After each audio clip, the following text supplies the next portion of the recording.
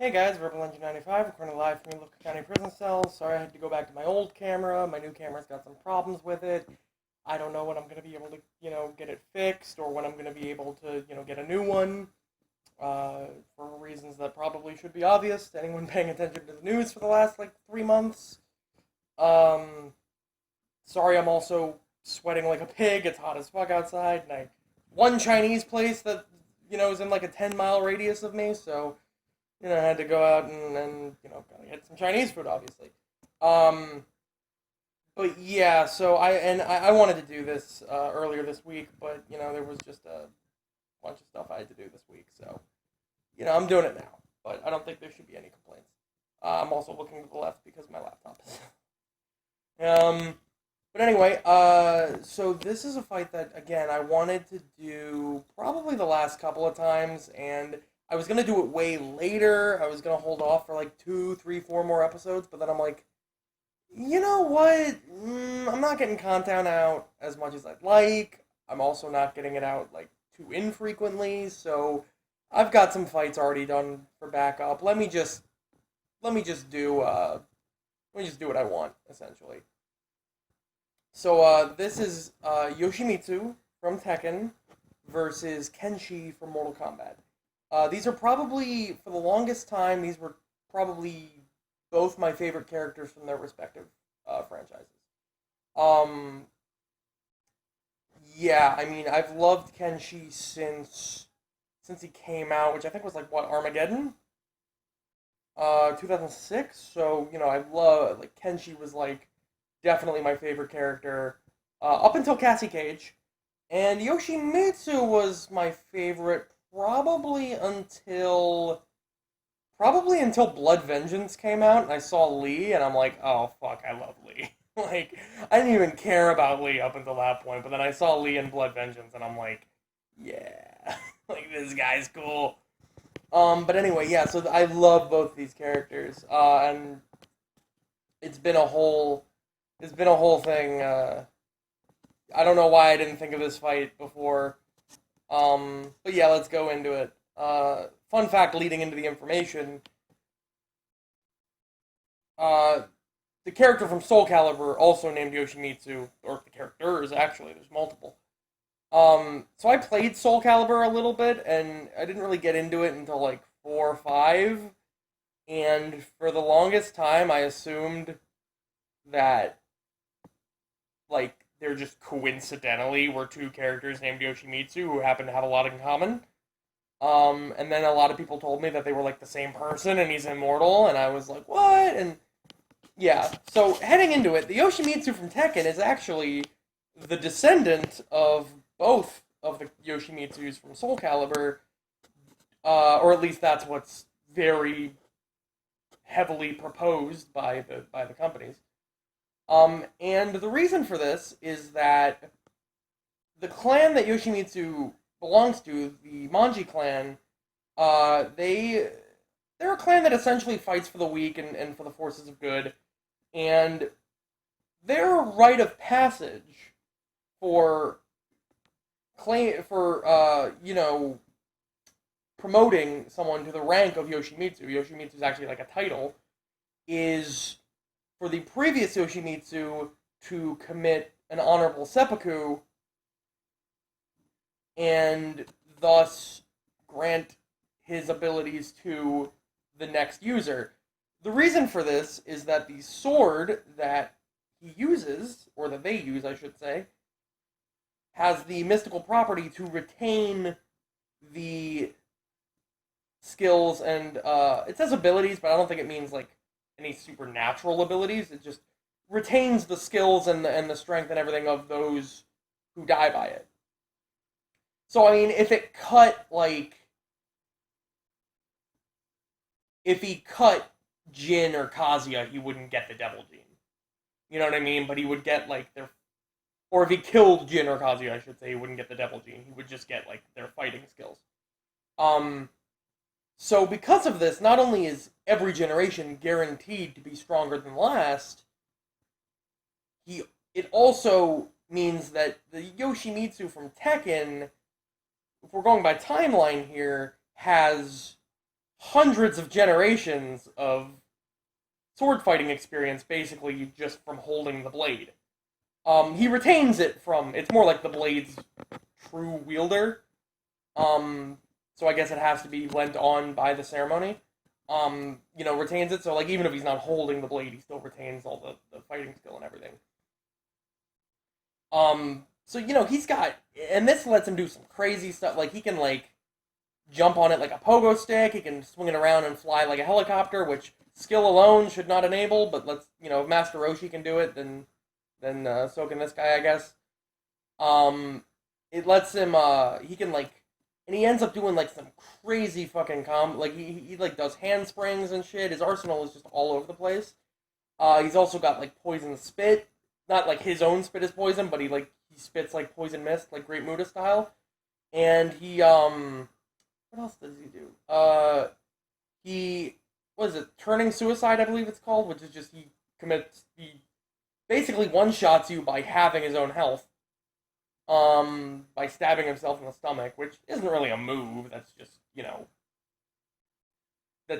Samurai Champloo did it better, I guess. Yeah, and this guy, now, closer to Tekken, what is it, in Tekken 4 or 5, he lost his arm, and had to get it replaced by a bionic arm, or with a cybernetic arm, bionic side, whatever. And, so now he's got, enhanced strength that lets him use that, and he was even able to use that new prosthetic to fight Brian Fury, and win. And I should remind you that Brian Fury is capable of throwing a steel beam through a flying helicopter hundreds of feet away. Because he's a fucking cyborg. And he's capable of just eating bullets, essentially, just like taking bullets to the chest or to the back of the head and having nothing happen. So, yeah, Yoshimitsu got some strong going on. Okay? Let's go into Kenshi then. Oh, fuck, actually, no, let's not, because there's one more thing. In Tekken 7, or Tekken Tag Tournament 2, one of the two, his blade was apparently the way his blade works is that it has to, like, be bathed in the blood of the wicked.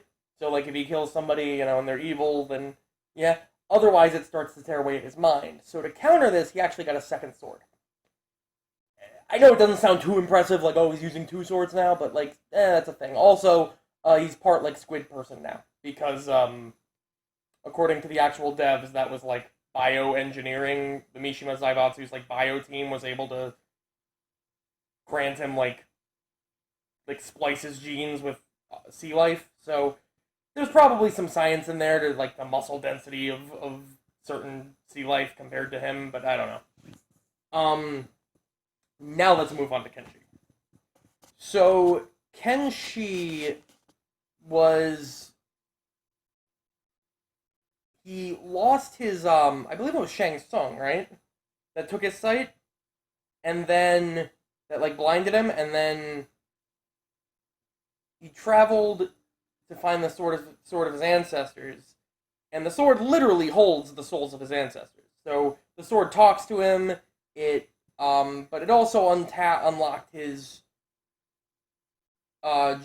family ability, whatever, of psychicness, telekinesis, telepathy, all of that. So because of this, not only is, does he got the blind swordsman thing going on where he's not, really blind, but he can also, he also utilizes, psychic abilities and all that. He's a good swordsman.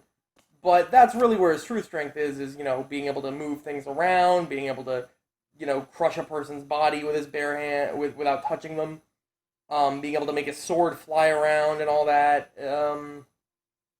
He can, like, punch the air and have it, like, punch you even if he's nowhere near you. He can, well, I think he can teleport. I think Yoshimitsu can teleport also, but let's, I already, we'll talk about that in the analysis. And then later in Mortal Kombat X, and this has something to do with his sword cracking, he can also summon the spirits of his ancestors in the form of demons. Now, these aren't, like, super, ultra powerful demons. These are just, like, you get, like, a monster with a scythe that shows up and hits you, and you know. So yeah, I mean that sounds kind of short. I don't really know the backstory of Kenshi as much, but I know more of his abilities than I know of Yoshimitsu's. So getting into the fight here, and also because I'm running out of time here, getting into the fight, there's no doubt in my mind Yoshimitsu is like, in terms of skill, is just way far and above. Like even without like, if I didn't know that ancestral sword thing, like having the skill set of his ancestors combined, um, even if I didn't know that, I would still assume he was better with a sword than Kenshi, just because the crazy shit he does. Um, the thing is with Kenshi being able to like use psychic abilities and shit, and being able to, um, like summon demons and all that, I'm a little hard pressed to give it to Yoshimitsu, but at the same time, he's got plenty of tricks of his own, right? He's got the poison spit, he's got the teleportation, he's got the bionic arm, which, like I said, strong enough to beat fucking Brian Fury. And I also don't think, I just don't think Kenshi would be able to win this fight by staying at a distance. Because he would have to be at a distance in order to utilize that, the telekinesis and all that. He would have to stay at a distance, and I just don't think he's going to win that fight by doing that. I think, like, the crazy acrobatics and agility and teleportation of Yoshimitsu would really help him, like, close the gap and also avoid any, projectiles and any telekinetic, not avoid telekinesis, but I feel like that would probably, like, Yoshimitsu would be able to handle himself up up until the point where he got in close, and then he just fucking wrecked Kenshi. So basically, yeah, I'm gonna give this fight to Yoshimitsu. Now, yeah, like I get the whole theme of the whole swordsman thing isn't really the impressive aspect of this. Like I said, it's more the weird things that make this fight cool. It's also, there's the thematic, like, they literally, like, their swords have souls in them. I thought about using Katana from DC, not from Mortal Kombat. I've also thought about doing Katana from DC versus Katana from Mortal Kombat, but that would literally just beat the name, so let's not even. But, like, Katana from DC has the same thing, where, like, her souls absorb or her sword absorbs the souls of who it kills. So I thought about, maybe I should do that versus Yoshimitsu, or that, her, but, yeah, I don't know. I still think this is better, because, then that's one less degree of separation with these two being fighting game characters, so, yeah, but I'm gonna give it to Yoshimitsu here. But, anyway, so I'll see what I can do about the camera, but I'm gonna have to settle for this, up until that point. But anyway, for Blender 95.